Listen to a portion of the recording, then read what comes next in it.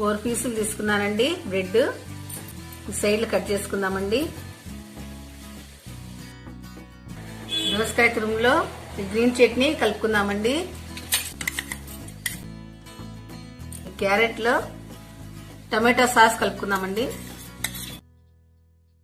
పీస్కు ఈ క్యారెట్ తురుము పెడదామండి. ఈ వెన్న రాద్దామండి. ఇలా పెడతామండి. మళ్ళీ దీనిపైన మళ్ళీ వెన్న రాద్దామండి.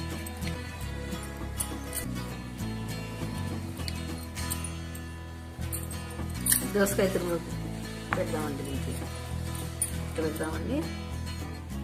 సైజ్ ఎక్స్ట్రా ఏదైనా ఉంటే తీసేద్దామండి. 10 నిమిషాలు ఫ్రిడ్జ్ లో పెడదామండి.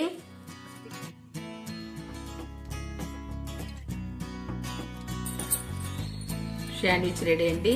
Sriranga sandwich ready.